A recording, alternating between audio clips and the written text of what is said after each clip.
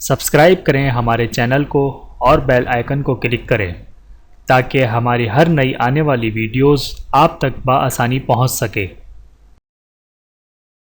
اعتکاف کے مسائل، تو آئیے شروع کرتے ہیں۔ بسم اللہ الرحمن الرحیم۔ اعتکاف کے مسائل۔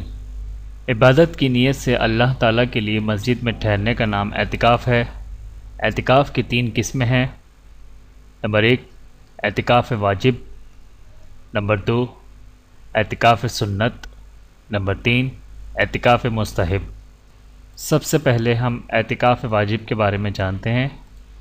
کسی نے یہ منت مانی کہ میرا فلاں کام ہو جائے تو میں 1 دن یا 2 دن کا اعتکاف کروں گا، اور اس کا کام ہو گیا، یہ اعتکاف واجب ہے اور اس کا پورا کرنا ضروری ہے۔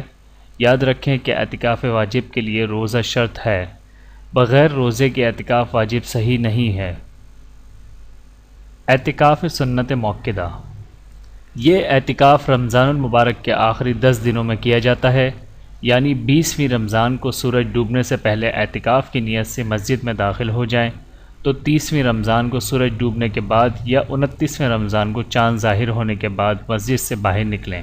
یاد رہے کہ اعتکاف سنت موقدہ کفایہ ہے، یعنی اگر محلے کے سب لوگ چھوڑ دیں گے تو سب آخرت کے مواخذہ میں گرفتار ہوں گے، اور اگر ایک آدمی نے بھی اعتکاف کر لیا تو سب آخرت کے مواخذے سے بری ہو جائیں گے۔ اس اعتکاف میں بھی روزہ شرط ہے، مگر وہی رمضان کے روزے کافی ہیں۔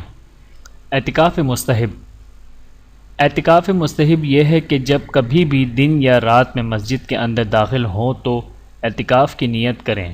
جتنی دیر مسجد میں رہیں گے اعتکاف کا ثواب پائیں گے۔ نیت کے لیے صرف دل میں اتنا خیال کر لینا اور منہ سے کہہ لینا کافی ہے کہ میں نے خدا کے لیے اعتکاف مسجد کی نیت کی۔ اعتکاف کے چند دیگر مسائل۔ اعتکاف کرنے والوں کے لیے بلا عذر مسجد سے نکلنا حرام ہے۔ اگر نکلے تو اعتکاف ٹوٹ جائے گا، چاہے قصدن نکلے یا بھول کر۔ اسی طرح عورت نے جس گھر میں اعتکاف کیا ہے اس کا بھی اس گھر سے نکلنا حرام ہے۔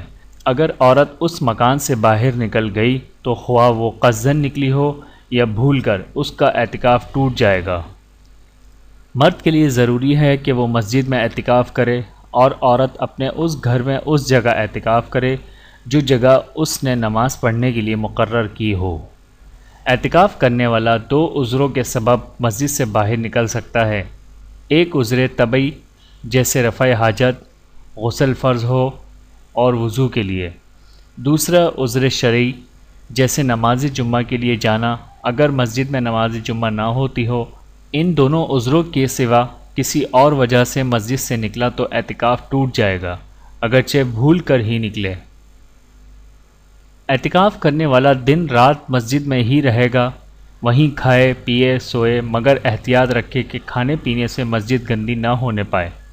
معتکف کے سوا کسی اور کو مسجد میں کھانے پینے اور سونے کی اجازت نہیں ہے، اس لیے اگر کوئی آدمی مسجد میں کھانا پینا اور سونا چاہتا ہے تو اس کو چاہیے کہ اعتکاف مستحب کی نیت کر کے مسجد میں داخل ہو اور نماز پڑھے یا ذکر الہی کرے، پھر اس کے لیے کھانے پینے اور سونے کی بھی اجازت ہے۔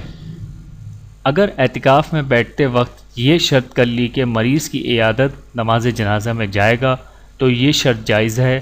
اب اگر ان کاموں کے لیے مسجد سے باہر گیا تو اعتکاف فاسد نہ ہوگا، مگر دل میں نیت کر لینا کافی نہیں بلکہ زبان سے کہنا بھی ضروری ہے۔ اگر مسجد گر گئی یا کسی نے زبردستی مسجد سے نکال دیا اور وہ فوراً ہی کسی دوسری مسجد میں چلا گیا تو اعتکاف فاسد نہ ہوگا۔ اعتکاف کرنے والا بالکل ہی چپ نہ رہے اور نہ لوگوں سے بہت زیادہ بات چیت کرے، بلکہ اس کو چاہیے کہ نفل نمازیں زیادہ پڑھے، تلاوت کرے، علم دین کا درس دے، اولیاء و صالحین کے حالات سنے اور دوسروں کو سنائے، کثرت سے درود شریف پڑھے اور ذکر الہی کرے، اکثر باوضو رہے اور دنیا داری کے خیالات سے دل کو پاک و صاف رکھے، بکثرت رو رو کر اور گڑ گڑا کر خداوند تعالیٰ سے دعا مانگے۔ اعتکاف کی قضا صرف قصدن اعتکاف توڑنے ہی سے نہیں ہوتی، بلکہ اگر عذر کی وجہ سے بھی اعتکاف چھوڑ دیا، مثلاً بیمار ہو گیا یا بلا اختیار چھوٹا، جیسے عورت کو حیض یا نفاس آیا، جنون یا بے ہوشی طاری ہوئی، ان صورتوں میں بھی قضا واجب ہے۔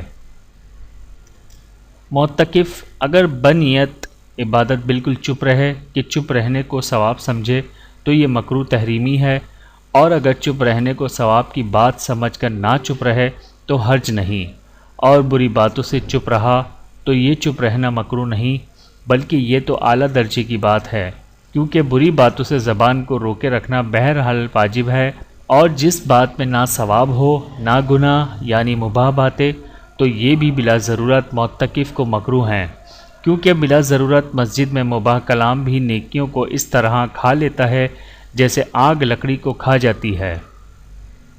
سب سے اہم اور ضروری بات یہ ہے کہ اعتکاف ہو یا کوئی بھی عبادت اس میں صرف رضا الہی کی نیت رکھے، دکھاوا، نیک نامی اور شہرت کو ہرگز دخل نہ دے، ورنہ ہر عبادت بے نور و بے رونق بلکہ ضائع و غارت ہو جائے گی اور ثواب کی جگہ گناہ نامہ اعمال میں لکھا جائے گا۔